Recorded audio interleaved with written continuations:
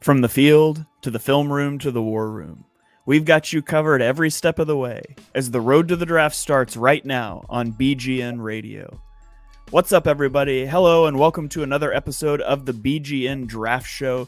Today, we are going to be breaking down the wide receiver class in the 2023 NFL Draft. Wide receiver 3, specifically, an underrated need for the Eagles. We're going to talk about it. We're going to rank our top 10 prospects, and then we're going to give you a few day 3 flyers that might be worth looking at. I am joined today, as always, by my co-host from Chalk Talk. He's got his own show on the Tough Cover Radio show you can check out. It is Mark Henry Jr. Mark, how are you doing this evening? I'm doing great. Like you said, wide receiver 3, very underrated need for the Eagles, in my opinion. Probably the need that I think they could address with the most impact level player right away if they wanted to go that route in the first round. That's more of an Eagles strategy question that we'll get to more down the line, but I do think there's a couple guys that interest me specifically for the Eagles here. Yeah, all right. And we will break all those guys down. We're also joined, as usual, by Deibs. Give him a follow on Twitter at Mr. Crockpot. You can check out his draft work for Edge of Philly Sports on YouTube. Deibs, how are you doing this evening? Doing well, man. I'm not as high on these wide receivers as some here in the show, and we'll break it all down tonight. But, man, ranking these top 10 guys has been a journey. It has been a journey. I've had guys off my top 10, in the top 10, through the Senior Bowl, through the Combine. One of the most wildly variable positions in the class for sure. Yeah, so we're recording a little later in the week, getting this out to you later than normal. We were normally doing this on Monday nights and getting it out to you guys Tuesday, but on Monday night, my son's coach pitch team had its first scrimmage, and I don't want to brag or anything, but I threw a one-hit shutout and struck out 12 kids. So I've still got it. If the Phillies are looking for a guy, I have a great ERA thus far in 8U teams. So I got home late, so we're going to record now, but we're going to kick it off as we normally do. We'll go 1 to 10. That way, whoever has a prospect the highest gets to talk about them first. But at number 1, we all have the same guy. It is Jackson Smith-Njigba, the wide receiver out of Ohio State. I'm just going to let Mark lead us off because Jackson Smith-Njigba has been his guy since before last year's draft. So, Mark, fill us in about Jackson Smith-Njigba. Yeah, this is probably, if you had to stamp one guy as your guy of the draft, Jackson Smith-Njigba. Miles Murphy just rose his hand and he's like, wait, Mark, don't forget about me. But it's probably still Jackson Smith-Njigba. It's one of those two players. Jackson Smith-Njigba has been a guy, like Shane said, that I came into this year saying, I can't wait to see what he does. And we got robbed of that. So my plea to NFL GMs, Howie Roseman in particular, is please don't forget about 2021. JSN's a 6 foot, 196 pound prospect, 8.29 relative athletic score, struggled in a bunch at the Combine, but the reason that number is high is because he put up the best numbers at the entire Combine in terms of agility in the shuttle and the 3-cone. He is a special quick twitch athlete in that way. He had 95 catches for 1,606 yards with 17 yards per catch and 9 touchdowns in 2021. He had a 15-catch, 347-yard, 3-touchdown performance in the Rose Bowl against Utah. That was one of the best and most impressive games I've ever seen a wide receiver play. I remember it because I bet on Utah in that game. I think he'd be a no-doubt top 10 pick if he would have played in 2022. Some people are worried about him being a slot receiver. Do people realize that he played with Garrett Wilson and Chris Olave and outplayed both of them from the slot? They were both very good this year in the NFL, for those who don't know, and they both think that he's even better. And Brian Hartline, the Ohio State wide receiver coach, he just came out and put out a top 5 in terms of the receivers he's ever coached. At number 1, he put Marvin Harrison Jr., a guy you could remember him for next year. Number 2, he put Jackson Smith-Njigba. Number 3, he put Terry McLaurin. Number 4, he put Garrett Wilson. And number 5, he put Chris Olave. And he said the top 2 was far and away the top 2 in terms of Marvin Harrison Jr. and Jackson Smith-Njigba. Everyone that's been around JSN in college, including Justin Fields, including CJ Stroud, including all of those receivers and the coach that I just mentioned, all think that this guy is a special player. He was elite in the slot and had 2 elite outside receivers next to him. That's why he played 82% of his snaps in the slot. I don't think that it's impossible that he could be used as an outside receiver at the next level. He's a former 5-star prospect. He gets open at an insane rate. I think he's a special route runner in a similar way to Devonta Smith. He's a wildly dangerous yak threat, though, as well. 19 missed tackles, 790 yards of yak in 2021, which was second most in the entire country. Not only is he quick, but he's actually kind of stout, which makes him hard to bring down in the open field. You can't just arm tackle. Not something you'd expect when you're looking at him, but I've just seen too many Big Ten corners try to tackle him and have no chance. He's good against man, defines zones, uses great hesitation moves and head fakes. He's been compared to Amon-Ra St. Brown. I compared him to Smith with the route running. I see some Tyler Lockett in there. People compare him to Julian Edelman. I think he takes a little bit of a lot of great receivers. I think that there's been a narrative that this is a receiver class without a stud in it. I think that's disrespectful to Jackson Smith-Njigba. And I think if he would have played this year, that would have been a different narrative.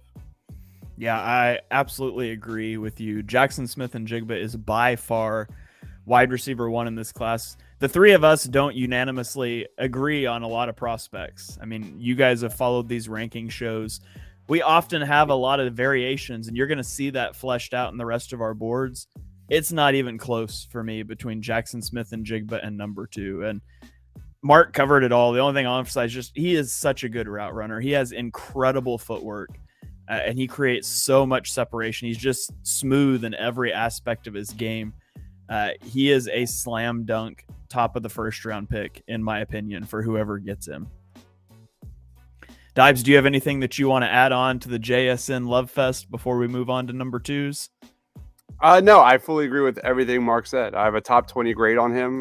You look at JSN, I think he's more physical. I think he has better change of direction than Garrett Wilson, than Olave, and who, like Mark said, were terrific their first year. So great prospect, by far number 1. Yeah, he is the number 13 player on my big board, which I know is quite a bit lower than Mark has him. I think, Mark, you have him at number 6. Number 6 on Number my 6. overall big board. I have him dead even with number 7. You could argue that I should probably bump CJ Stroud above him because of the quarterback position.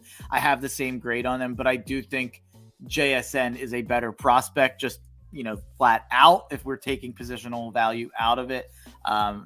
He could end up being number 7 on my big board by the time we get closer to the draft, but he's a top 7 prospect for me for sure. Number 19 for me. Number 19. And you get into that too, which is a discussion for a different podcast, but you get into how to stack big boards across positions. Cause I know I factor positional value in a little bit more than Mark does. I have the top 3 quarterbacks all above JSN just for positional value, but that's perhaps a discussion for a different time. So let's move on to our number 2s, and we all have different number 2s as we talked about here. I have Quentin Johnson, Mark has Jordan Addison, and Deibs has Zay Flowers. So Deibs, let's let you lead off with Zay Flowers. He's number 2 for you, number 4 for me, and he's number 5 for Mark. Talk to me about Zay Flowers. Just an incredibly explosive, agile, dynamic talent. Rare balance, both as a route runner, as an after the catch threat, man. Extremely twitchy athlete, a guy that can create separation up and down the route tree. I think this guy in the NFL, in an offense that has a lot of pre-snap movement in the slot, moving all around the field, could be so dynamic at the next level. This guy is known for his ability to accelerate quickly, make sharp cuts, make defenders miss. That is evident in the open field. He's got plus route running ability, crisp footwork, his ability to change direction smoothly. This guy can really do it all from a receiver perspective. I think he can play inside. He can play outside in the NFL. To me, his comp looks like Tyler Lockett at the moment. I see a universe where he could be arguably the steal of the first round. He's just an energized wide receiver with blistering foot speed, accelerative capacity, just balance to send defenders spinning in all phases, man. He's small. He's 5'9", but I think he plays the position bigger than that. You've seen him catch balls, contested catches, downfield, make plays on the ball. He also plays with an uber amount of confidence that is really fun to watch, at least for me, because that's what I want to see out of my alpha wide receiver in the NFL. I just think, in summary, like Flowers is the guy who will make the big play, throw the ball in the stands, and talk trash to the cornerback he just burned. And I love to see that. We saw that from like A.J. Brown, and Zay Flowers is a fun prospect, man. Yeah, I think he's got really good body control at the catch point. So he is small, but he does make the most of his frame. And I mean, it doesn't give him like a huge catch radius. He's small. He doesn't have a big catch radius, but he does do a good job of contorting his body, shielding defenders off in those contested catch situations, at least to the best of his ability. But he's elite with the ball in his hands. I will note he's got some drop issues. He's a bit of a body catcher, and he had an 11% drop rate on his career. And my other negative that I had listed on him was that I don't think he sets up his routes very well. Like, everything he does is technically sound. It's almost like so by the book that the defenders know the book too. And so it doesn't really like manipulate defenders at times into thinking you're doing something else. But that's nitpicking. He's an exciting player. The size I worry about. I think he is. Whereas I think Jackson Smith and Jigba can play outside, I think Zay Flowers, he can only be a slot player. Or, I mean, a move piece. You could put him in the backfield. Boston College did some as well. But that's what dropped him a little bit lower for me. Mark, what are your thoughts on Zay Flowers? Yeah, it's all size here for me in terms of why he's down on the list. There's a lot to love about the prospect, but the size is definitely concerning. Only a former 3-star prospect, and I think that's probably because of the size. 5'9" with really short arms, 1.32 in terms of the RAS in his percentile of height for a receiver. A lot of people seem to excuse that because he's really filled out. Like as an athlete, he's ripped. I mean, he's filled out. It's not like we're talking about a skinny 5'9" guy. I just personally, I say this every episode, I have a type. I lean towards kind of lankier receivers necessarily than the smaller guys. And it's funny because you'll hear me with a JSN, you'll hear me with a Devontae Smith, excuse size. You'll hear me with another receiver that comes up in a little bit, excuse size. And you'll hear it with Bryce Young. And you'll ask, why don't I apply it to Zay Flowers? I tend to, and maybe this is dumb, but I tend to, if they're an SEC player and they play at that size, I feel a little bit better about it because I'm not as concerned about the jump in playing level from the SEC to the NFL that I am at Boston College and the ACC to the NFL. That's a little bit of my concern. But having said all that, Zay Flowers had an 8.29 relative athletics score. And that's in big part because he tested amazingly to outweigh a lot of those size concerns. I mean, he's very fast. He's incredibly agile, tested great in the 40, the shuttle, the 3-cone, definitely a great route runner, a 3-year contributor at Boston College. Reminds me a lot of Hollywood Brown. The funny thing is about that is the people that are in love with Zay Flowers would compare him to Hollywood Brown's cousin, which that's a dangerous comparison to make if you're going to throw Antonio Brown's name around. But in terms of his absolute peak, if you're falling in love with Zay Flowers, it's because you have visions of prime Antonio Brown dancing around in your head. And it's not impossible. I mean, Steve Smith, really, really good receiver analyst on Underdog Fantasy, absolutely loves Zay Flowers. He has Zay Flowers as his wide receiver 1. He thinks he should be like a top 10 prospect in the entire draft. He's kind of your receiver's favorite receiver a little bit because of some of the traits that he has. It's in basketball, they say he's your hooper's favorite hooper. That's Zay Flowers with receivers. A lot of receivers have come out and said how much they love this kid. And I think that there is a lot to love. I just kind of fall back to the size concerns that I have. So he's a 2nd-round grade for me, but I could absolutely see him playing that into looking pretty stupid. Throughout the draft process, he was, at the start of the draft process, Zay Flowers was always at the top of my list. And according to most draft analysts, like he was a day 2, day 3 guy. And we really saw him skyrocket up the draft boards really fast. So it's neat to hear us talking about Zay Flowers so highly. I never understood why he wasn't so high to begin with, because he's so dynamic in the open field. Yeah. All right, let's roll on here. We'll talk about my number 2. It's Quentin Johnston. He is number 4 for Mark. He's number 3 for Deibs. Out of TCU, he was a 4-star prospect coming out of high school with a track and basketball background, and he became a 3-year contributor for TCU, with his best year coming in 2022 when he helped lead TCU to the national championship game. He is 21 and a half years old. He is 6'3", 208 pounds with an 82-inch wingspan, which is 96th percentile for wide receivers. He also had a 40.5-inch vertical leap, which is 93rd percentile. In 2022, he had 60 receptions for 1,069 yards. That's 17.8 yards per reception. He also had 6 touchdowns. He has elite speed and long strides, and so he's able to eat up defensive backs' cushions and off coverage really quickly.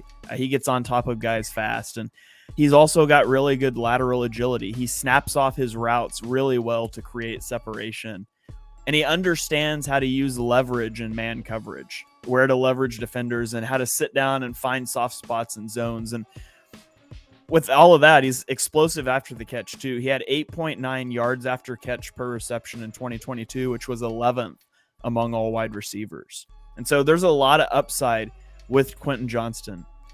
Now, weaknesses, I think he struggles at times to release from press coverage. If you can get hands on him at the line, sometimes you can throw off his whole timing. And he tends to be inconsistent at the catch point. He lets the ball come into his chest on routine catches instead of extending and catching it away from his body. So he's a bit of a body catcher as well. And that translates into him being really bad in contested catch situations. He had 23 contested balls last year, and he only brought down 8 of them, which is not stats that you should see from a 6'3" guy with an 82-inch wingspan. And so we talk sometimes in scouting about a guy's traits, like the physical abilities that he has, and then the skills, how they translate to the field. And Quentin Johnston is a guy whose traits just don't match his skills, in my opinion. Like, he is a huge wide receiver who tries to play like a finesse guy. And so early in the year, I thought he might end up being my wide receiver 1. No disrespect to Jackson Smith-Njigba, but as I watched him more this season, that just became more of a red flag for me. I don't know exactly how he translates to the next level. All of the physical capabilities are there. Whether you use him as an X receiver or a Z receiver, I'm not really sure. I know that he needs to refine his catching skills, and I think that'll do a lot for him. But I have a first-round grade on him, but he's not a guy that I would be happy to take in the first half of the first round. So that's my thoughts on Quentin Johnston. Deibs, you've got him at number 3. What do you see when you watch him? I agree, man. Athleticism alone, like, he's got all the upside of a wide receiver 1 in the NFL if everything clicks. But you look at weaknesses, his size, and athleticism and ability to track the ball. That is his strengths. His weaknesses are just his below the line route savvy, his unpolished route running, and all of that. Poor blocking, all of that combined gives him kind of the value of a wide receiver 2 at the next level. You know, with some added strength, DK Metcalf, like, he's got ridiculous upside, but he's a home run swing, and I've got a round 1 grade on him because of that upside, but he comes with some risks for sure. All right, Mark, anything you want to add on Quentin Johnston? Yeah, I think you guys touched on it really well. I mean, a little bit of a looks like Tarzan plays like Jane situation in terms of the frame that he has as an outside wide receiver, and maybe not being as physical or aggressive as you'd like him to. There's just been, I watched a lot of TCU this year. They were a big time gambler's dream with the way they covered spreads, and he was too easy to take out of games. There were too many games where it felt like they had to go elsewhere because the team committed to take him out of the game. And he reminds me of a lot of Alec Pierce as a prospect. Alec Pierce was a guy that I didn't necessarily love as a prospect, but played pretty well actually once he got to the NFL and in a pretty bad situation. So I kind of agree with you, though. It's hard to exactly pinpoint what Johnston's going to be at the next level. If he's going to lean more into those traits and those physical abilities, that's going to kind of determine what he is. And I think you said it, he's a body catcher. So the Steve Smiths of the world are not not big on Quentin Johnston. All right. Well, let's keep it rolling here. Mark, your number 2 is Jordan Addison. I have him at number 3. Deibs has him at number 4. So consensus, we've all got him up here near the top, but we'll let you take the first crack here. Tell us what you like about Addison. Yeah, I'm a big Jordan Addison fan, and it dates, again, with similar to Jackson Smith-Njigba, it dates back to his 2021 at Pitt with Kenny Pickett. He had 100 catches for 1,593 yards and 17 touchdowns with Kenny Pickett in 2021. He's a 3-year contributor, and then he transferred to USC this year. He had 60 catches for 900 yards and 8 touchdowns in 11 games with Caleb Williams, which is very good, but it was a bit disappointing after being the Biletnikoff winner the year before. It seems to me, just from watching a lot of Caleb Williams over the last 2 years, and maybe Shane can speak to this a little bit more since he watched him a year at Oklahoma, it seems like Caleb spreads it around a little bit more than we've seen a lot of the other top quarterbacks do. It seems like, we've seen other Oklahoma quarterbacks or Kenny Pickett or CJ Stroud really zone in on wide receiver ones. Caleb kind of spreads it around a little bit. I think that's why we didn't see Jordan Addison put up gaudy numbers, and the yards per catch were still really good there for Addison. He gets separation so easily. If you can't tell, I'm a guy who likes route runners. It's definitely the way that I lean here at the wide receiver position as being an important trait. Great footwork, really wide route tree, 3-level route runner. He seems to have an extra gear to his 4.49 speed downfield. Incredibly dangerous on screens. USC seemed to rely on that a lot more than Pitt did, but he was pretty successful at it. Lincoln Riley's a big screen guy, so that makes sense. I've seen a lot of Darnell Mooney comps, and I get it because, there's a lot of similarities there. But I do think that's underselling Jordan Addison a little bit. I don't necessarily have a better comp to throw at you because it does make a lot of sense. I don't have one necessarily that makes a ton of sense frame wise for Addison. But to me, Jordan Addison is a lock to be at least a productive receiver at the next level. I can understand questions about his size or lack of physicality leading to questions about his upside, but I just keep looking at how he looked in 2021 in an offense that was so reliant on him. And I think he has wide receiver 1 potential. For me, he's a top 15 prospect overall. I know he's a fringe first or a second rounder for a lot of other people. So I'm definitely on the higher end. It's a shame that Pittsburgh is pretty strong at the wide receiver position, or else it would be great to see Pickett and Addison reunited. All right. It would be interesting to see him back with Pickett. They're so, I won't say they're so good at wide receiver, but they're already pretty good at wide receiver. But I like Addison quite a bit as well. You mentioned the route runners, and we both really like route runners, and he's so good at that. He's got great feet, great footwork in and out of his breaks, and he's really good after the catch. He was 14.8 yards per reception this year. I think he does a good job of avoiding getting pressed at the line of scrimmage. Although if you do stick him, he struggles to get off. But my biggest thing with him is that he's really small. He's only 3rd percentile weight, and he doesn't make up for it with elite athleticism. Like, if I'm going to roll the dice on a guy like that, I want you running in the 4.3s, and he barely got into the 4.4s at the combine. So he's not slow. He's still like 56th percentile for speed, but he doesn't have that elite athleticism that I would want for a guy that's going to be so slight. So I think I put down for his scheme fit, versatile. I think you can use him as a Z receiver. I think you can use him as a slot receiver. You probably don't want him as an X receiver. He's too small for that. But I think he's would be good for a lot of teams, but that's my concern with him, and it's what ultimately had me put him behind Johnston. Deibs, what did you think of Jordan Addison? He's a great prospect. I have a round 1 grade on Jordan Addison. He doesn't have elite athleticism, but I think he has near elite twitch and sink, man. This is a guy that is just a natural athlete. He's got within 10 yards. That's where he thrives. He's got great acceleration off the line of scrimmage. He's got a lot of polish in his route running. He's got a fantastic rhythm step that kind of, keeps defenders kind of guessing where he's going.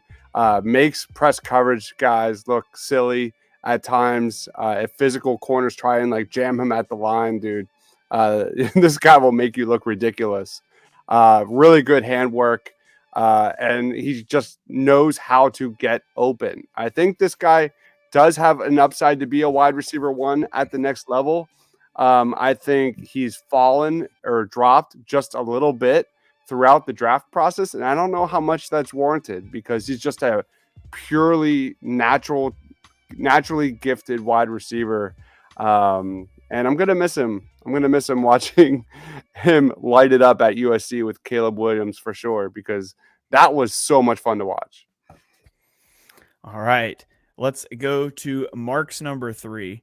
It is Jalen Hyatt, wide receiver out of Tennessee. He's number 5 for Deibs. He's number 7 for me. So Mark, lead us off here with Jalen Hyatt. This is one of my favorite prospects in the entire draft. Speed. That's what you have to know about Jalen Hyatt. This guy took over for a 1 to 2 month stretch at Tennessee this year, and he and Hendon Hooker were the story of the country in college football. He may have only had 67 catches on only 89 targets, but wow, did he make the most of them. They were a loud 67 catches for 1,267 yards and 15 touchdowns. Truly special, 19 yards per catch. 6 foot, 176 pounds, 9.49 RAS despite the size concerns there. And he didn't even run as fast as people thought he would or perform in agility drills that he obviously would have smoked. Great vertical, great broad jump, freakishly long arms. And if you go to the tape, 4.4 is vastly underselling how fast this guy can be downfield. Very sure hands and a very good ball tracker to go with that speed. People that are very low on Jalen Hyatt love to point out that he hasn't dealt with a lot of press coverage. I think it's something like 60 snaps of press coverage that he's had to deal with. And good luck covering Jalen Hyatt's speed and press coverage would be my message to that. He won't have to deal with it much because it's a foolish strategy against him. His speed and his first step is so deadly fast that, sure, I understand the size concerns about a press, but man, take your chances if you will, if you're going to press Jalen Hyatt. People will talk about a limited route tree. I point at the fact that every route he runs should have home run potential. He is that fast. People will point out that he was used in uber-specific ways in Josh Heupel's scheme. I point out that Josh Heupel isn't the only offensive genius that could figure out that Jalen Hyatt is fast and be able to use it in interesting ways. People will point out his size. I will point out, just like I do with Bryce Young and just like I did with Devontae Smith, that he did this at the highest level of college football in the SEC against the best athletes. This guy put up 6 catches for 207 yards and 5 touchdowns against an Alabama secondary that will have a first-round pick in Brian Branch and will have a day 2 pick in Eli Ricks. I admit that there are valid injury concerns from earlier in his career. I admit that there are size concerns in terms of his upside. But I see some serious Deshaun Jackson potential with Hyatt, and there's some definite Will Fuller in there as well. I love Jalen Hyatt. All right. Well, I will point out some of the things that you said people will point out because I have them written in the weaknesses section of my scouting report. But I'll start off with strengths. I mean, he's extremely explosive and athletic. I don't think he ran well at the combine, and he was still 86th percentile for his 40 time. I think he's faster than that. He had 8 touchdowns of 20 plus yards this last year, which is second in the NCAA. And so he is definitely a deep threat. He's got really good hands and ball tracking ability. And for a guy his size, he's very willing to take hits over the middle to make receptions. And he uses that deep threat ability to open up the underneath where he's also a threat with the ball in his hands. He had 8 yards after the catch per reception, which is just crazy stuff. But he is really small, and so he lacks physicality. And yeah, he didn't get pressed much at the line at Tennessee, and they did things to keep him from getting pressed. But I don't think that's a non-issue at the next level, because I think at the next level, guys will be able to press that speed. Like, that's one of the things you can do to disrupt that timing, especially for those guys. So I am concerned about that. And I'm also a little concerned about his route tree and the fact that he's just coming from an extreme spread offense that doesn't translate well to the NFL. The hash marks are different. There's not as much horizontal space and things like that. And so there's concerns about Hyatt. He was a dynamic player in college, but the fact that he's so small and he's coming from an offense that just isn't viable in the NFL, those are the things that are concerning for me. That's why he's a little further down my board. I'm much lower on him in terms of my evaluation, I think, than most people I've seen. But I've got some concerns about Hyatt. So I've still got a second round grade on him, but I have concerns, I guess, is what I'll say. But Deibs, play the middle here for us. Where do you come in on Hyatt? Basically the middle. I've got a rounds 1 through 2 grade on him. I don't really have much to add other than just cementing what both of you have said. I mean, he's got the upside of a true wide receiver 1, but he's also got a really low floor. You know, can he play the slot? You know, what is his route running? He's a very confident dude. As we saw at the combine, he says his route running is very good. And I'll give him the benefit of the doubt. I have him at number 5. And he's going to be an interesting one to watch for sure. Just right there as one of the bigger home run swings of this draft. I think if you could get him like round 2, that could be a huge steal. And that's very possible, I think. I think he's a guy that's also, it's the situation he lands in is going to be important. If he lands in one of these offenses that's just going to stick him out there and just, you know, that's not a creative offense, I think he could struggle. But if you get in a place where you've got a really good outside receiver that commands some attention and an offense that will use him creatively, I think he's got a lot of upside. So he's not going to be a fit for everybody, but some of the teams that he is going to be a fit for, I think he could do really, really well, even early in his career as a rookie. All I'm saying is don't let Kansas City or Philly. I was literally thinking the same thing. Hyatt at the end of the first round. Like a 49ers or something along those lines. I don't know. Yeah, exactly. And those are the types of offenses that he would thrive in. You don't want him to go to a team like Baltimore who has no receivers and has no passing game, or a team like that. There's others, but not to just he'd still be the most talented receiver Lamar ever had. Yeah, yeah, not to just like, have some other teams start catching strays on the draft show here, but there's some teams that he would be really good for and some teams that he wouldn't, is all I'm saying. So, okay, let's roll on here to my number 5. He is number 8 for Deibs, and disrespectfully, Mark has left him off of his board to get back at me for my Jalen Hyatt thoughts. It is Marvin Mims, the receiver out of Oklahoma. Marvin Mims set a Texas high school record for single season receiving yards with 2,629 yards as a senior, and he caught 32 touchdowns. I don't think my local high school football team scored 32 touchdowns this season. He committed to Oklahoma like all good players from Texas do, where he had a good career, but he saved his best for 2022 when he had 1,083 yards, 20.1 yards per reception, and 6 touchdowns. He is very young. He'll barely be 21 years old on draft night. 5'11", 183 pounds. He ran a 4.38 40 at the combine, which is 90th percentile. Vertical jump was 39.5, which is 89th percentile, and he had a 9.13 relative athletic score. He averaged 20-plus yards per reception in both 2021 and 2022 with 2 different quarterbacks, and I think that's worth mentioning. He tracks the football really well, and he adjusts to it with excellent body control downfield. He had a 51.5% reception rate on deep passes in his college career. I think he finds the holes in zone coverage really well, and he sight adjusts his routes well, and he creates consistent separation with savvy route running. And he's got really good rack ability. He's also got experience as a punt returner, which is always a plus when you're talking about day 2 wide receivers, which is where I have him in this as the second round grade. So that's all the pluses. He is a little undersized though. 27th percentile height, 11th percentile weight. He's got a small wingspan. He didn't run the most diverse route tree. And like Jalen Hyatt, who we just talked about, he benefited from a spread offense in college that doesn't translate well to the NFL. It wasn't as extreme as Tennessee's, but it's still got a lot of those spread vertical tendencies. So I see him as a guy that projects to the next level as a slot receiver, particularly for a team that likes to use their slot to threaten vertically. He's got the speed to do that.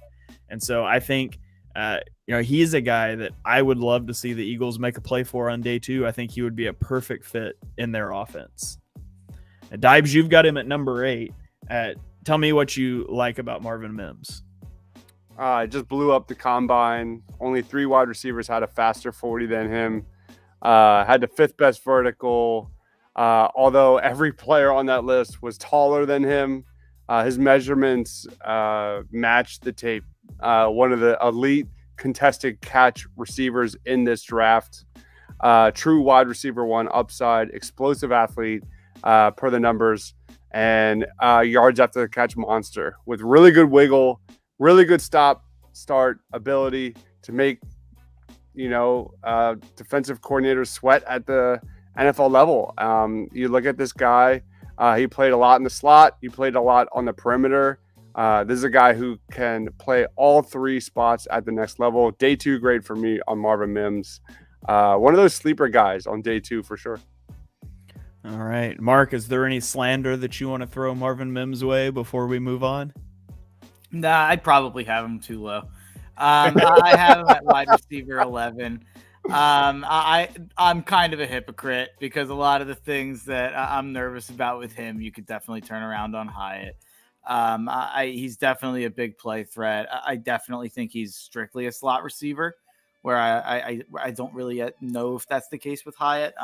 So I definitely have some concerns, but he definitely blew up the combine. He's definitely fast. You can definitely find ways to use him. His yards per catch are outrageous. It's just concern about route tree. It's a concern about size. It's just funny to hear me say all that immediately after everything I just said about Jalen Hyatt. It makes me sound like an incredible hypocrite. But I do think that he lacks play strength. I know that he's really, really fast. I know he ran a 4.38, and I know he's a heck of an athlete. I don't think he's the same level of Deshaun Jackson level home run threat that Jalen Hyatt is, and maybe I'm incorrect there. Maybe I have him too low. I do have a 3rd round grade on him, and I probably will end up rising him in my overall ranks just a little bit. I think he's in the 80s. He's already risen a lot, throughout the process for me, from being not a guy who I had in my initial top 125 to being a guy who was in the 90s to being a guy who's in the 80s. And he probably has gone from outside my top 15 at the wide receiver position all the way up to 11. And he really was close to number 10, to be quite honest. So, and number 10 is another slot guy who's just a little bit more productive in college. You could pretty easily convince me to switch my number 10 to Marvin Mims, though, to make the graphic look nicer. Yeah, he is the number 46 overall player for me. Wide receiver 5. I've got an early 2nd round grade on him. So, okay, let's keep this show moving here. At number 6, both Mark and Deibs have Josh Downs. I have him at number 8. So, Mark, I'll let you lead off on Josh Downs here. Yeah, and I think Josh Downs, to me, I think there's a clear top 6 in terms of how my receiver rankings broke off. And I think there's a pretty steep drop off here after Josh Downs to my next level of guys. Even though Josh Downs has a lot of size concerns, 5'8.5", 171. Despite that, 8.97 relative athletic score, amazing agility and speed drills, great in the vertical and broad jump, especially for his size. 2-year contributor and extremely similar years with both Sam Howell and Drake May. Something that Shane mentioned there with Marvin Mims definitely also applies here for Josh Downs. He was able to be the favorite target and the very clear wide receiver one in an offense with two different quarterbacks. 195 catches, 2,400 receiving yards, and 19 receiving touchdowns over the last 2 years. And Josh Downs, while he may be small, he plays in his head like he's 6'9". So, I mean, this guy thinks he's huge with the way that he goes out there and plays. He's definitely a guy who plays bigger than he is. There's definitely some concern about the jump from the ACC to the NFL, and if that size is going to be a little bit more of a deterrent than it was in the ACC. I'd be lying if I said I didn't have size concerns, because I think if he was, 6 foot, he'd be very clearly my number 3 receiver. He's very, very good on tape, in my opinion. I think that he's rock solid in the red zone. You can use him in a lot of different ways. Probably, one of the more fun watches on tape, but the size concerns and the level of play is definitely a concern. All right. Deibs, you also have him at number 6. What do you see when you put on Downs tape? Yeah, it's funny because you look at my top 5 here. All 5 of those guys, from JSN to Jalen Hyatt, have somewhat gone up and down. I think I've kind of been right there with Josh Downs, right in the middle, right in the middle. A guy with one of the higher upsides, higher floor projections at this position, elite explosiveness, great body control in space, above the rim type of wide receiver with really good fluidity and quickness, electric 3-level threat, inside out versatility. I think he's going to be an alignment versatile weapon at the next level. I think he fits the mold of a quick passing game scheme, like the New York Giants, a team that wants to get the ball out fast and let him go. That's what he's good at. And, on top of all of that, he averaged over 13 yards per punt return during his final season for UNC. So that addition to him being an electric wide receiver in space kind of adds some intrigue to his draft stock. I've got a round 2 grade on Josh Downs, and I like him. I think it'd be a really fun watch in the NFL if in the right system. A really good fit for the Eagles as well, I think, by the way. Yeah, I agree with that as well. One of the things that sticks out to me, and I talk about this a lot once I get out of the first round with wide receivers, is that he brings value as a return guy, kick returner, punt returner. And maybe that's because the Eagles have literally never had someone who can return kicks and punts. Sorry, no disrespect to Greg Ward, Deibs. But really, once you get out of the first round, you're not looking at surefire wide receivers. And so the best way for these guys to hit is to get on the field. And a lot of times that comes down to your ability to play on special teams. And you might not get any snaps if you can't play special teams because you might not get to suit. But if you're the return guy, you might get out there for 10 or 15 plays a game. And that's so huge for these guys early in their career. So he has that, which is a plus for him. I might overvalue that as a plus, but I think it's good. And he was surprisingly good in contested catch situations for his size, which is interesting when I also noted that he has a tiny catch radius and he's got an issue with drops. So some prospects just don't make sense. But I do think Josh Downs is a really good route runner. He manipulates defenders really good throughout the route stem. And I think that's one of his best traits. He does a good job creating separation. So good slot receiver. If the Eagles are out there, if they're listening, Howie, if you're listening, we could use a slot receiver. Go get this guy on day 2. He reminds me a lot of Jahan Dotson, the similar prospect. Yeah, I agree with that. Okay, let's roll on to my number 6. He's number 9 for both Mark and Deibs. He is 6'1", 204 pounds, ran a 4.51 40. Which is 51st percentile, but he did have a 1.49 10-yard split, which is 93rd percentile. So he explodes, quick acceleration. If we were playing Madden, we would say he's got a little lower speed rating, but he's got a really high acceleration rating. And he also had a 41-inch vertical, which is 95th percentile, overall a 9.48 relative athletic score. He had 96 receptions this year for 1,355 yards and 10 touchdowns. And, I mentioned, but average speed, he's got elite acceleration. He's got very good ball tracking skills, and he's got great body control to get to off-target passes. So at 6'1", he's not the hugest guy, 36th percentile, but he does have a pretty good catch radius, and it all goes back to his body control. He's also a really good blocker, which matters, blocking out on the perimeter in the running game. And he's good after the catch. He routinely will make defenders miss after the catch and rip off big gains. Now, at SMU, he did run a pretty limited route tree.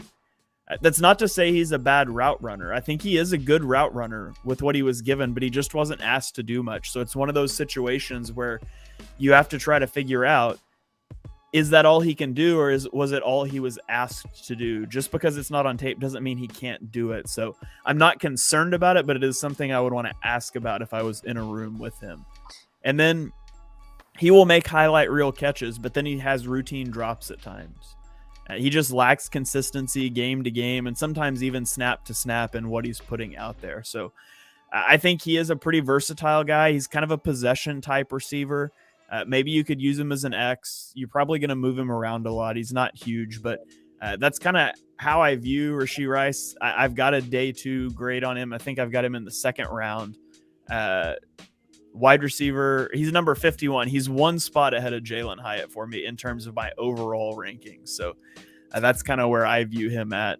Mark, since I just mentioned Jalen Hyatt, I'll throw it back here to you. How do you feel about Rashee Rice? I think you just gave one of the best scouting reports we've ever had on it, like on a single player. You hit like every note I had. Every note about ball control, about limited route tree, about ball skills, elite athlete, the relative athletic score. Yeah, I mean, so many of the things that I had here, you totally hit on there. I have him as my number 68 overall prospect on my big board. So I have a 3rd round grade there.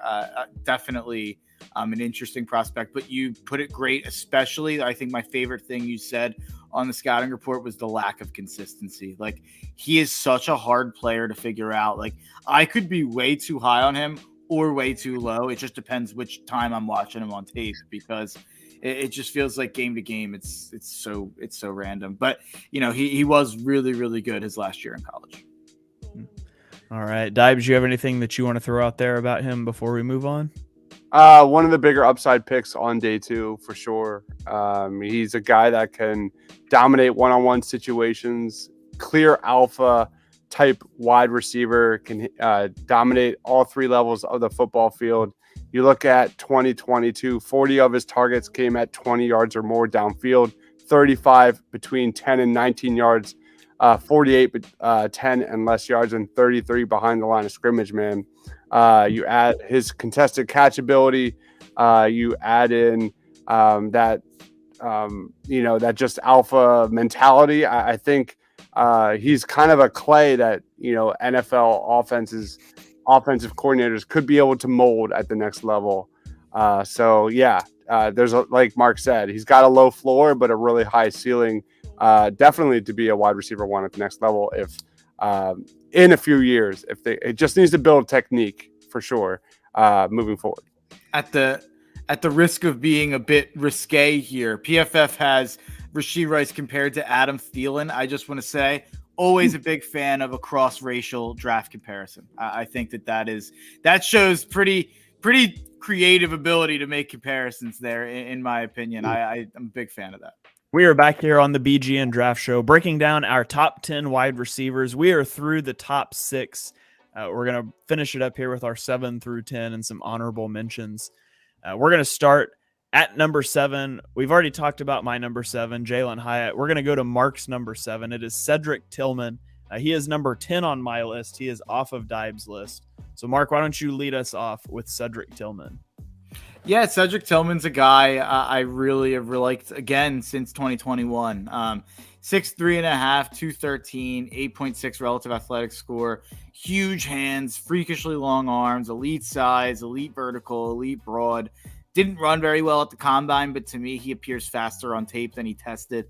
In 2021, he had 64 catches for 1,100 yards and 12 touchdowns.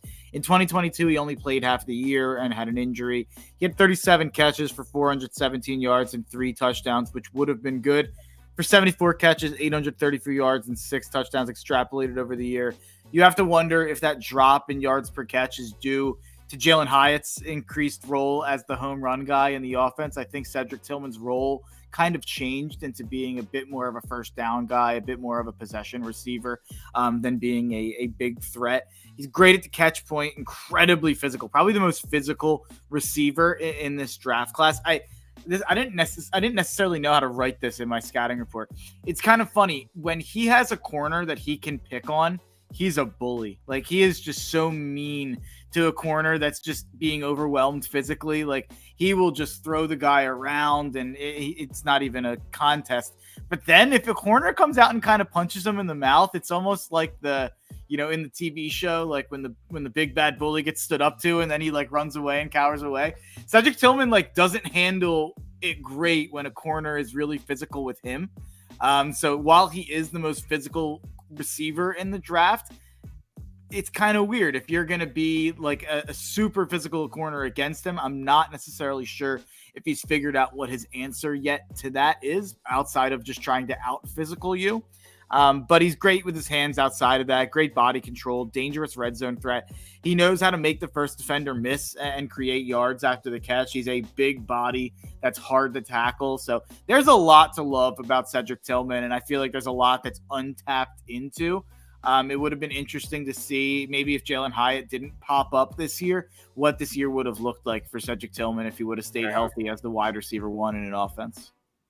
Yeah, he's a big-bodied wide receiver in a class that has very few options there. Mm-hmm. Like, you got Quentin Johnston, Cedric Tillman, like everybody else, there's little slot guys. He's 81st percentile height, 77th percentile weight, and that makes him noteworthy in a class where teams might be looking for an X receiver.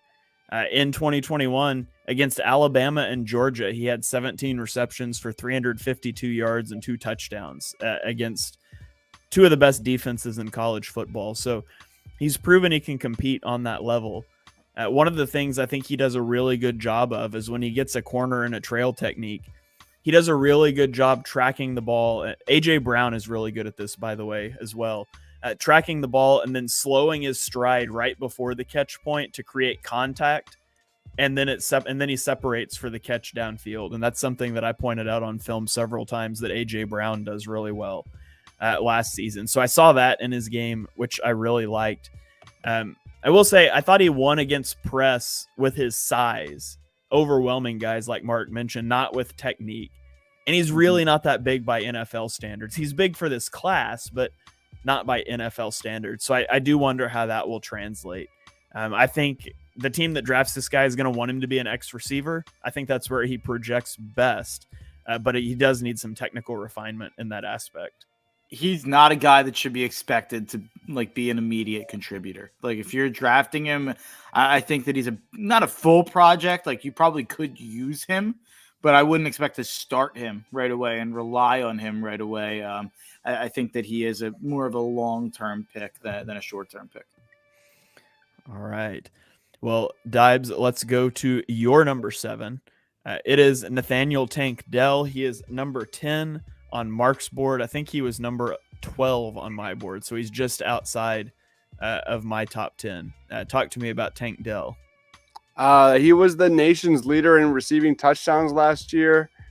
Elite release off the line, excellent route running, phenomenal hands. As someone like me who overvalues the Senior Bowl, this guy went there and did not lose a single rep. He had a 4.49 second 40-yard dash at the combine, which was middle of the pack, kind of like some others we talked about here, like Jalen Hyatt. Definitely didn't test as well as I thought he would, especially when you watch the tape. But talk about 10-yard split, 1.49 seconds. That was the third fastest time at the combine.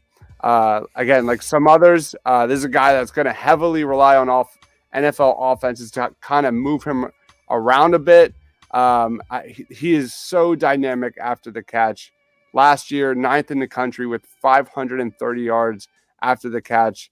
Once he gets into open space, man, he makes defenders look silly. He was tied for 11th with 19 missed tackles forced after reception. He reminds me a lot of Tavon Austin. Incredible upside in the right system. Doesn't have good size. Does not have good strength. Those are huge concerns.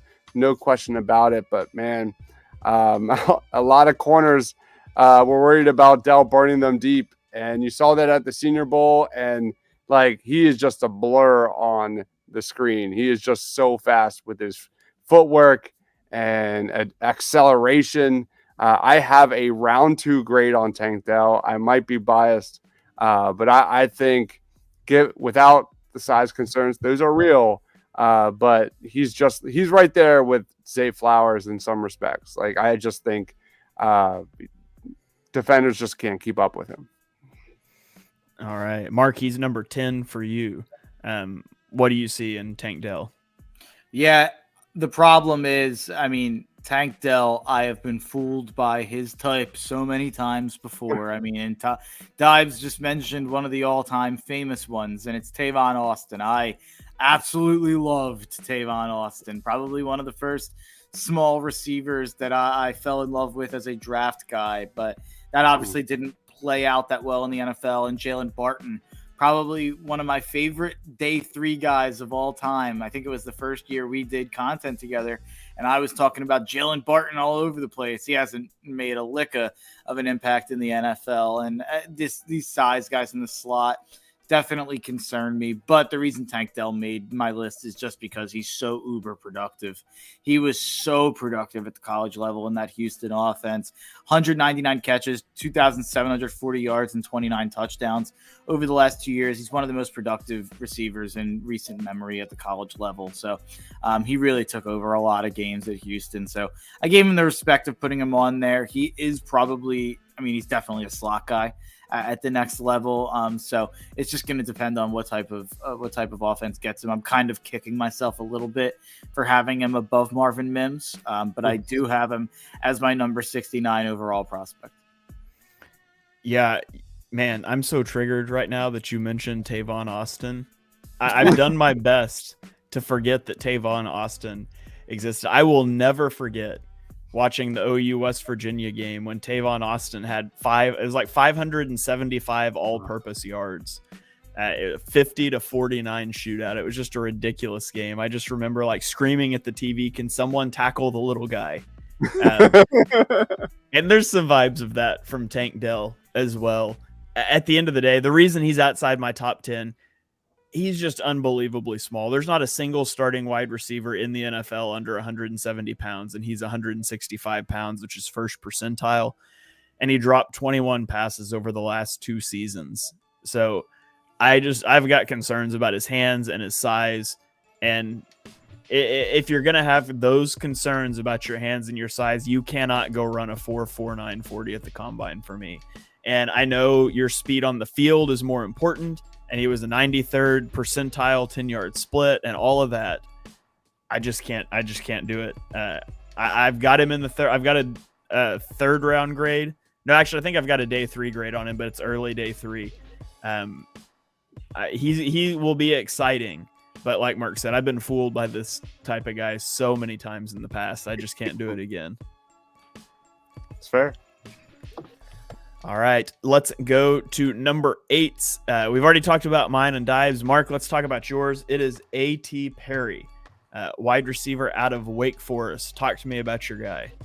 Yeah, you mentioned that there's not a lot of big bodies in the draft, but you forgot one, and it's A.T. Perry. That's the one more kind of big-bodied receiver. 6'3.5", 198, 9.84 relative athletic score, elite 40-yard dash at 4.46, elite agility shuttle and cone drills, incredibly quick first step, one of the quickest first steps in this entire draft class among receivers, very quick off the line, great against press, long strides for fly routes, a huge catch radius, incredibly smooth route runner, good in the scramble drill with improv routes. I thought that was something that I felt really strongly about in tape. I thought that was something he did really well. Great on third down. He's a first down machine for Wake Forest. He's been fantastic over the last 2 years with Sam Hartman. 152 catches for 2,400 yards and 26 touchdowns over the last 2 years. Hopefully, as a Notre Dame fan, we see a little bit more of that from Sam Hartman this year. He transferred Notre Dame from Wake Forest. That's enough of Notre Dame talk. But similarly to Johnston, A.T. Perry, you wish he played his size. That's definitely the thing that's missing here from this, or else we'd be talking about a top 5 receiver probably. He can struggle on contested catches. He had a few too many drops. I think there's a lot of upside when you talk about his, incredible athleticism and his frame, but we are talking about a guy who will turn 24 this year. So the questions do have to start being asked about what can you expect realistically in terms of improvement, and how long of a window are you getting if you even improve him to his full potential. I think that I probably still would take the chance. I obviously have him higher than a lot of people out there. I have him as my number 67 overall player. A definite round 3 grade on the guy. He's not without concerns, but there's a lot to like, and there's a ton of upside to one of the rare X receivers in this draft. Yeah, he's my number 99 overall player, 13th wide receiver. He does a really good job of sealing defenders off on like slant routes with his body. He make them come through him to get the ball. He just doesn't create much separation. That's one of my big concerns with him. I remember being all in on the JJ Arcega-Whiteside pick because he was so good in contested catch such situations, and he used his body so well to seal guys off. And I learned after that I should have asked myself why every catch was contested, because he could not separate, and that he couldn't separate in the NFL either. And that's my concern with Perry. It's why I'm lower on him. Where there's not a lot of big-bodied wide receivers, you would expect him to be a little higher. I just don't see the separation on tape, and so that does concern me a bit with him. What did J-Jaw run in the 40? I can't pull it up right in my brain here. That's a good question that I can look up. Oh, 4.49. Okay, 4.49 at the pro day in Stanford, so probably more like a 4.5, 4.6. But A.T. Perry was 4.47. But yeah, it's a concern for sure. Really, really good agility drills, though. Yeah. Okay, let's go to number 9s. I'm the only one with a number 9 that hasn't been talked about, and it is Tyler Scott, the receiver out of Cincinnati. Another little guy, 5'10", 177 pounds. That's 9th and 5th percentile, respectively. He ran a 4.44 40. That is a lot of fours back to back. Had a 39.5-inch vertical leap and an 8.28 relative athletic score. In 2022, Scott had 54 receptions for 899 yards and 9 touchdowns. He has the speed to threaten defenders vertically. Like some of these other guys we've talked about, I thought he looked faster than his 40 time on tape. And he does a really good job of snapping off routes into the intermediate areas of the field once he's made defenders respect his vertical speed.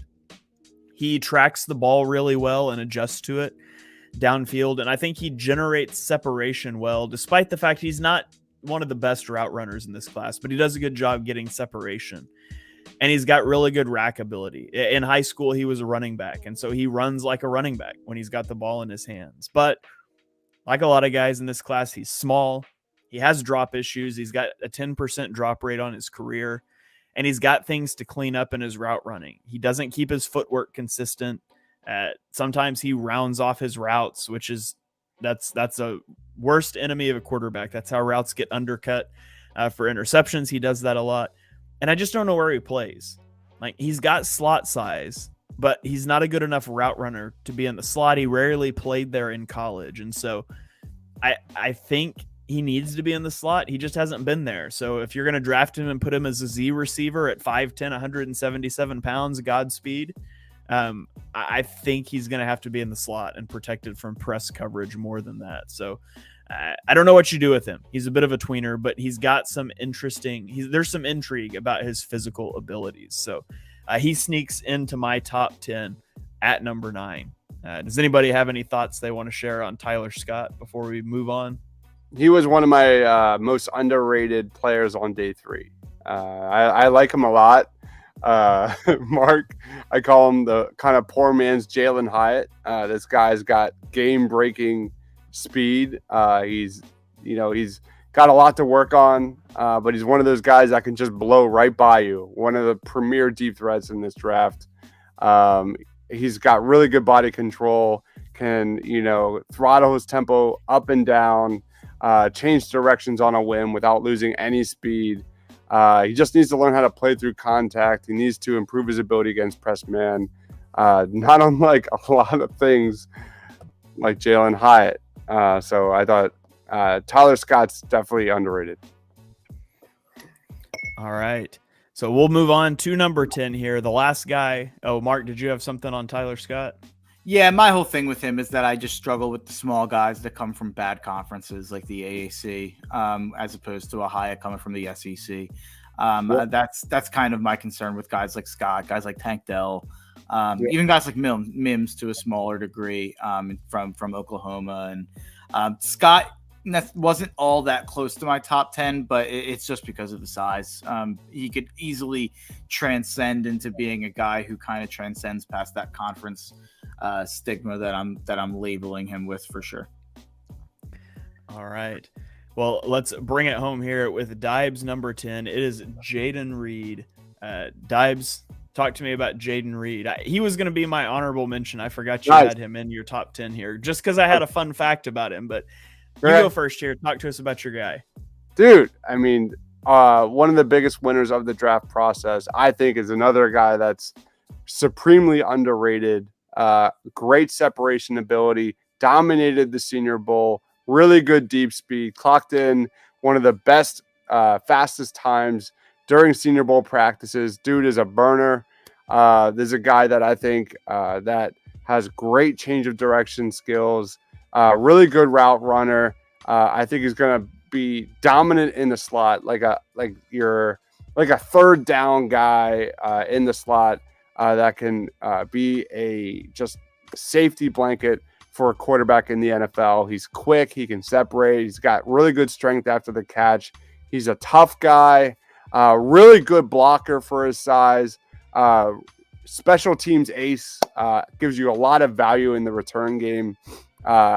Eagles, specifically Eagles, if we're talking like a day 3 guy, Jaden Reed, man, I think this guy could fit in perfectly as that wide receiver 3 in the slot. Just all around great wide receiver. And another guy that is being slept on, Jaden Reed out of Michigan State, man. He's been impressive. The first bullet point on my scouting report for Jaden Reed under strengths is jack of all trades, but master of none. And the first bullet point under weaknesses for Jaden Reed is jack of all trades, but master of none. I think, he can do a little bit of everything, and he doesn't do any of it great, but he can do a little bit of everything, which makes him a valuable piece to have on your team. Your slot receiver goes down, Jaden Reed can be your slot receiver.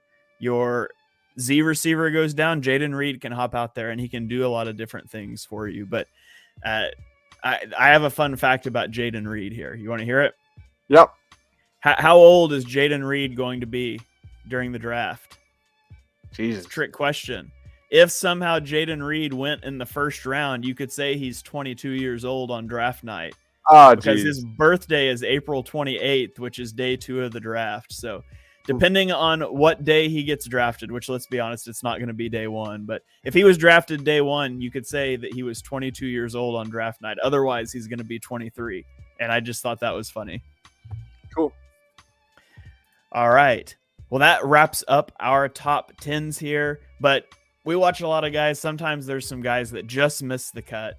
With this receiver class, I think we kind of got into some day 3 guys just in our top 10s. But Mark, Deibs, do you guys have anybody that you want to shout out, give an honorable mention to here? Somebody that was just outside your top 10. I'll go last. Yeah, I feel like we touched on a lot of them because we had differences in the bottom half. So I went a little bit off the board. I could have went with a Jaden Reed or a Tyler Scott or a Marvin Mims. Marvin Mims is my 11th, as I said. And I could go with a Keyshawn Butte, even though I kind of think he stinks. So I'm going to move on and talk about someone who I don't know what my opinion is on him. I'm ranking him in my top 100 because I think that there might be a lot of untapped potential. But Xavier Hutchinson from Iowa State is not a guy you'll hear get talked about a ton. But he is 6'3". He's a 3-year producer in a terrible offense at Iowa State. He was so far and away the only threat at all in the passing game at Iowa State. He had 107 catches for 1,171 yards and 6 touchdowns, 83 catches the year before that, 64 catches the year before that. His yards per catches are really low, but the entire defense knew where the ball was going. And when you were watching Iowa State games, he was their entire offense. So there's part of me that thinks if you put him in a normal offense and had him do some of the things that he did well at Iowa State without it being your entire offense, there's a chance that at the next level, this guy really, really levels up. I don't know what my opinion is on this guy. I think he's a really, really bizarre grade to try to figure out because of the offense he was in and because of how heavily he was targeted. He's a really, really interesting prospect, though. I don't know what to make of him, but I thought to bring him up because he won't get brought up in a lot of top 10 to 15 receiver discussions. All right, Deibs, what about you? Anybody I'm going you want last. to shout out? I do. I don't have, I don't have anybody I want to shout out. I'm wide receiver now. You're wide receiver right now. All right. I was going to talk briefly about Keyshawn Boutte, but I'm kind of with Mark. I don't think he's that good, and he's not super interesting. So I'm done. All right. I'm gonna give you a handful of day 3 guys just real quick. One is Raheem Jarrett out of Maryland. Really good run after the catch ability, high energy player. Day 3, another dude, Jonathan Mingo out of Mississippi, a guy I looked into a lot. Doesn't have really good twitch, struggles winning off the line of scrimmage, but really good size, really good acceleration.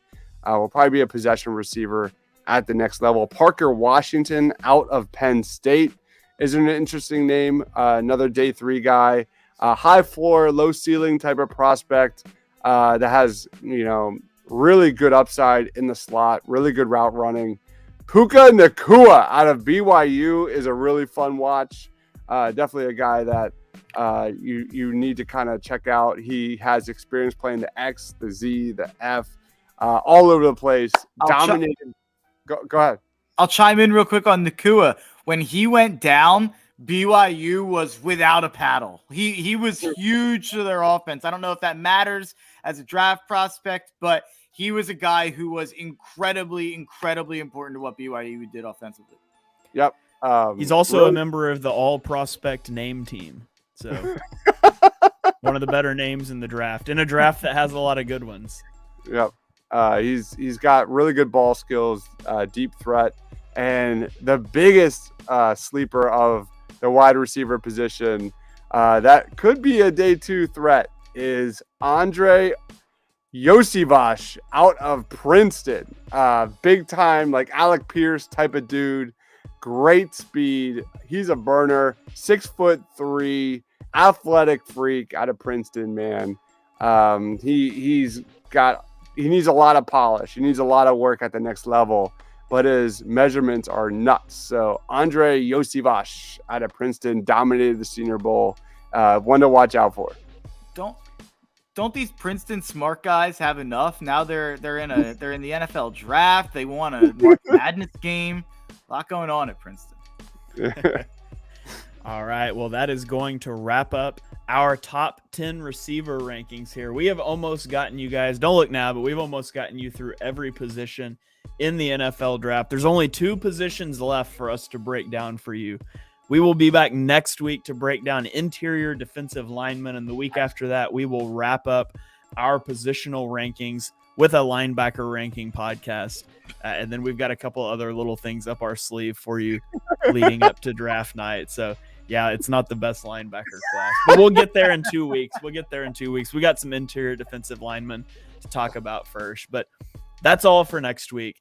I hope you guys enjoyed this episode of the BGN Draft Show. If you did, please like, rate, review, 5-star ratings and reviews on Apple Podcasts. Really helps us out. Click that subscribe button on YouTube. Tweet it out. Let people know about the draft show here. It really helps us get that out there because the draft is more fun the more people know about these guys. So all of our stuff's out there. You can follow us all on Twitter. I'm at _TPL. Deibs is at Mr. Crockpot. Mark is at Mark Henry Jr. _. We've all got draft stuff on our timeline. So go check all of that out. And we will be back next week, like I said, to break down interior defensive linemen. So until then, go Birds.